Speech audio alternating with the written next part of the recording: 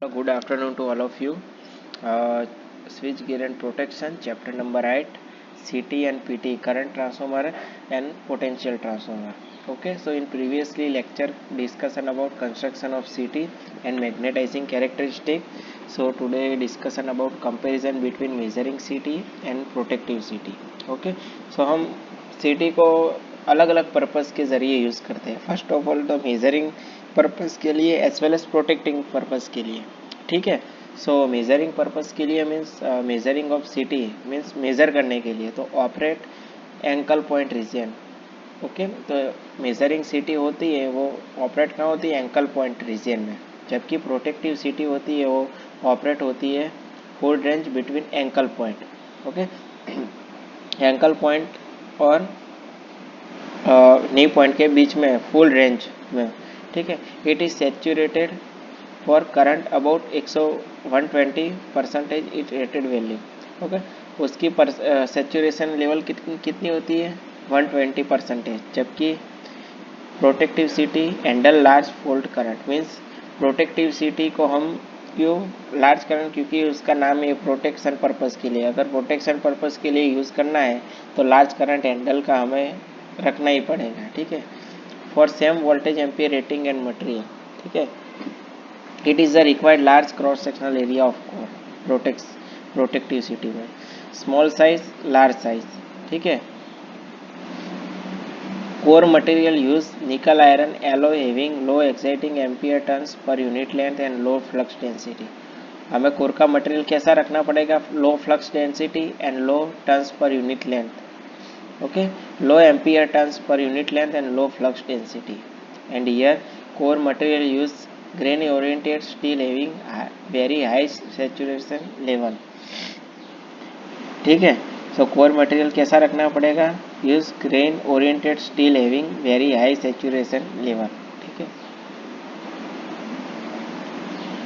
Error in city.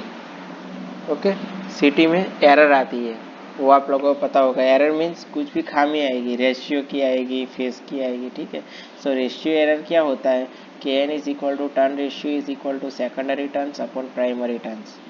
Secondary turns N2 upon N1 means NS upon NP. Okay. Actually current ratio is equal to actual primary current and actual secondary current. Okay, actual primary current and actual secondary current. Ip upon Is means I1 upon I2. ठीक है.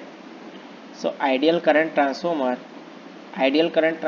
Means loss free transformer. Means transformer में किसी भी प्रकार का loss नहीं होगा. Means ideal current transformer. Ip upon Is means Kn क्या है? टर्न रेशियो क्या है? NS upon NP is equal to IP upon IS. Equal होगा कब? इक्वल होगा जब magnetising current I0 is equal to 0 होंगे तब. मीन्स लॉस फ्री कंपोनेंट 0 होंगे. Means ideal current. लेकिन मार्केट में कोई आइडियल करंट ट्रांसफॉर्मर मौजूद नहीं है. बिकॉज कुछ भी ट्रांसफॉर्मर में अंदर इनबिल्ट 5% 2% तो लॉसेस होंगे ही. ओके. हाँ, तो just for theoretical purpose IP upon IS is equal to KN means IP upon IS क्या है दोनों कि जब IP upon IS turn ratio है वो is equal to NS upon NP means turn ratio is equal to actual current ratio होंगे तब. ठीक है. तो सबसे पहले था रेशियो एरर, अब आएगी फेज एरर. ओके. तो फेज एरर होती क्या है कि फेज डिफरेंस क्रिएट होता है. Okay. In ideal current transformer value of exciting current I0 and current vector KNIS and primary current vector IP are both in phase. Okay. Ideal current transformer में क्या होता है कि current vector and primary current vector दोनों इन phase होते हैं. Okay. जबकि practical value में वो दोनों इन फेज नहीं होते. जबकि क्या होता है? फेज डिफरेंस क्रिएट होता है beta degree. Okay. Produce between them. Okay. किसके between? Current vector and primary current vector के बीच में एक डिफरेंस क्रिएट होता है. ठीक है. उसको हम फेज एरर बोलते हैं. If the vector KNIS comes ahead to vector IP leading the error is consider positive. ठीक है, हम एरर को क्या बोलेंगे, पॉजिटिव कंसीडर करेंगे। ओके, वेक्टर आगे होगा तब करंट वेक्टर से, आईपी से।